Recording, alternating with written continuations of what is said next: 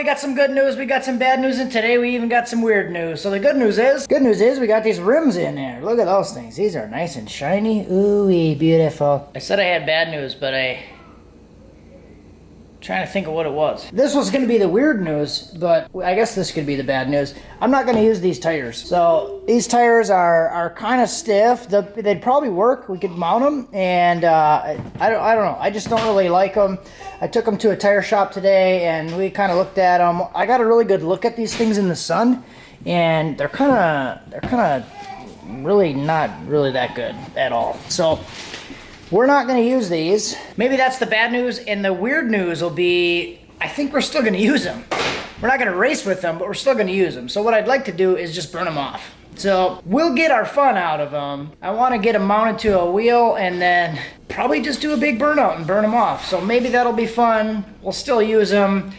We looked at the DOT code on those tires, and the guy said they were from the year 2000. So they're like almost 20-year-old tires, and not really knowing that. They're kind of stiff, probably work. I still want to try to mount them and burn them off, so we'll do that. In other news, drove the truck a lot today. So I used up probably about 8 gallons of fuel, and that was the idea. So I wanted to burn off some of the fuel and then put new E85 in it and get the percentage up. So I got the percentage up to about 40% right now, and everything's working pretty good. The flex fuel setup is working really well. I tested that. I'll show you that in the video. Got the tune dialed in and then took it to the gas station and then put more fuel in it, and the tune stayed like right where it should be. So that's working really nice. We'll do some driving today. We'll do some pulls, and what was kind of funny, it was like, wow, this thing seems like it's pulling a lot harder than it used to, which could be true, but I also have a bunch of shit in the back of here. So maybe all this added weight is sticking the tires to the ground a little bit, but they still spun at like a 45, 50 mile an hour roll.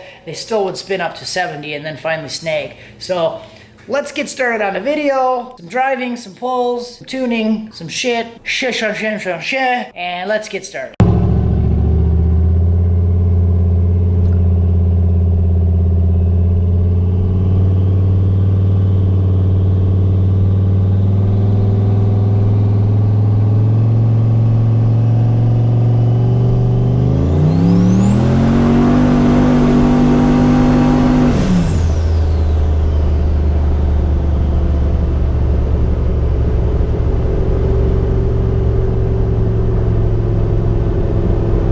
Got a little bit going on here, and everything's working pretty well.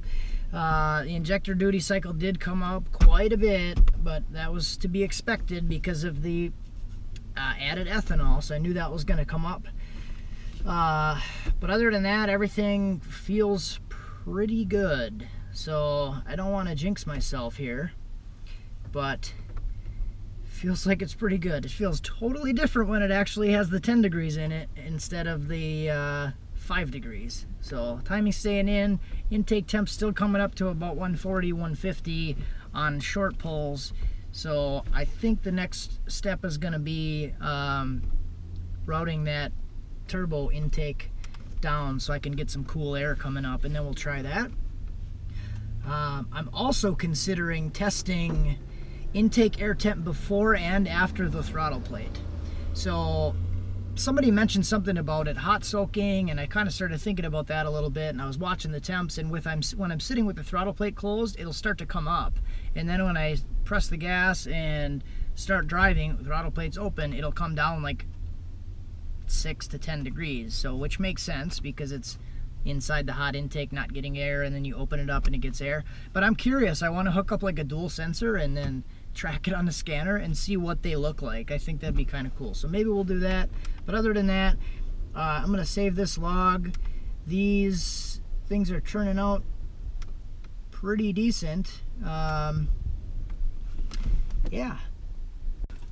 So I'm also just driving around, one, to get it dialed in a little bit, and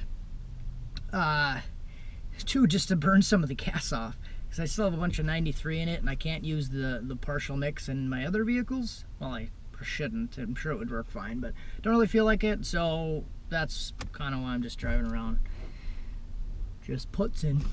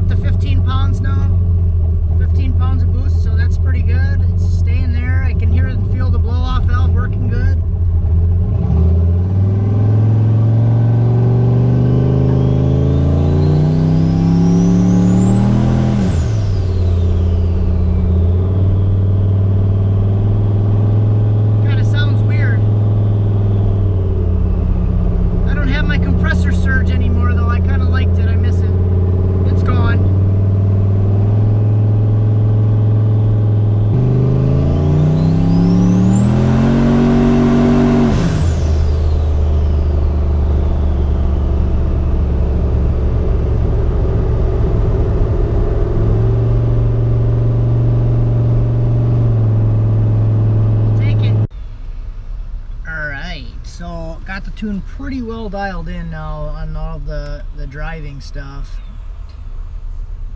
All except on that histogram, all except for 2 cells were within 3%. So the highest was 4%, and then the second highest was 3.2%. Everything else is under 3%. So very, very close. It's like between 14.6 and like a 15 pretty much the whole time, except for a couple spots. The one lean spot is like 4%, so it's up to like a 15.2, but it's pretty good. So that's like a E30 right now, 30% alcohol. So what I'm going to do is I'm going to go up to the pump, get some more gas. I can fit probably another 1/8 of a tank in, see what the percentage is up to, and I want to see if, because it is very well dialed in, I want to see if the AFR changes. The AFR shouldn't change because it should adjust for it in the tune, but I want to see what it's going to do and how well this thing actually works. Alright, I just want to show you guys this. So this is using the tables that we set up the other day, EQ error and EQ divided. This is the actual equivalence ratio, error percentage, and besides this little rich one over here, everything's like pretty much within 2%. And this divided one that we made, everything's almost at 0. So if we look at the chart, we're like pretty close. There's some spots that are like really good. Well, I stopped scanning, so it looks kind of choppy, but it's like right where it needs to be the whole time. So what I'm going to do is I'm going to take this EQ error table again, and I'm just going to copy this thing, and I'm going to do a paste special. We will multiply by %half. I'm just going to paste that in there and save it. And then I'm going to go ahead and write it, and then we'll go for a drive and look at the scan. And I'll try to set the camera up on the wideband so we can see it. The first couple times out, I used the divided table, and it was dividing everything by like 1 or 2%, and I needed to make some bigger changes, so I went to the regular EQ ratio table and started using that. And I just used that, copy, paste, multiply by %half is what I was using, and that got it dialed in pretty well. So I think the divided by 5 table seemed good in theory, but the regular EQ ratio, I didn't realize it when I set it up, but it actually goes to like decimal places, and it's like a really tight percentage. So it actually works really well without having to divide by the additional 5. Really, it's almost kind of useless in a way, because the EQ ratio table, you'll see in the video, gets really, really close. And if you were using narrowband O2 sensors, you would be dialed like fucking really sweet. So this thing's really close. It works really good. The table's really nice. It's really, really nice. All right, so we're gonna start the camera, and I'm even gonna start scanning, so I can I'll try to do a picture-in-picture with the scan on it. But I'm gonna start this thing up, and we'll see how accurate it is. It's gonna be very lean for the initial portions of driving until I drive it for probably a couple minutes. The wideband's gonna show lean, but I've discovered that it's not actually lean. It's just like warming up the sensor, and after it hot soaks for a little while, it shows lean, and I've learned to not even look at it for like 2 or 3 minutes after. So let's check this thing out, and we are gonna start recording right now. And I'm gonna go, I gotta cycle the key a little bit, just a little bit. And keys forward, I'm gonna start scanning. And alcohol percentage is up to 40% now, 39.1. And this will be the change basically right after I just put more fuel in it and got the percentage up to 40%. So enough rambling. Let's check out the air-fuel ratio while driving. Waiting for the scanner to start. Fucking A.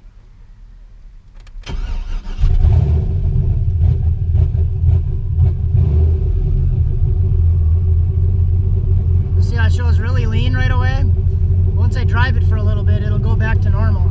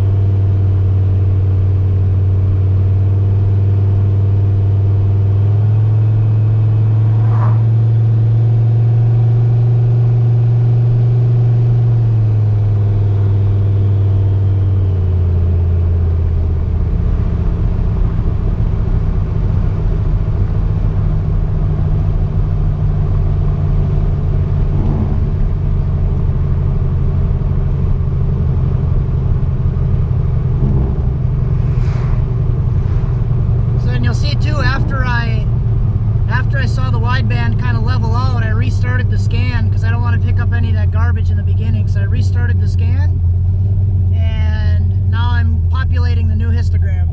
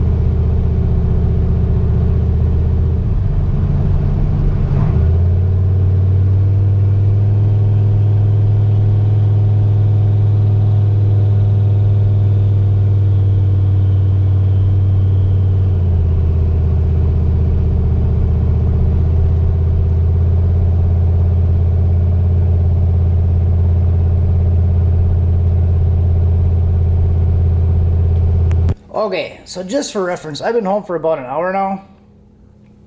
Let's look at this.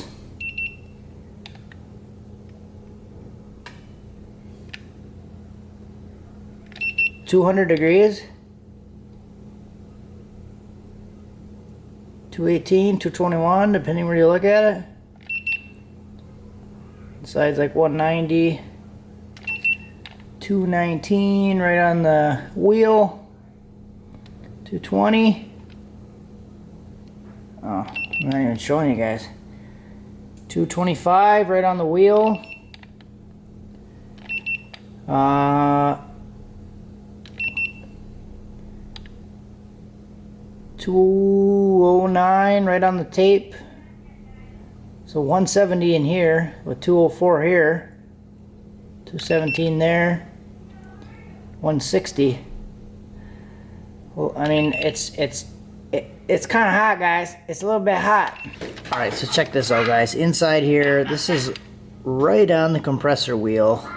240 degrees. This thing has been sitting for a little bit. So I guess it would be as you're sitting at the track with the hood open, letting it cool down. This thing is just fucking 240 degrees. So that is what all the nice, cool, cold air is touching right before it goes into the system. So that is it for this one, fellas. Until next time, have a good one. But I think probably tomorrow, I'm gonna work on doing the little dingle dongle off of here, because this thing is hot. Whew, Jesus.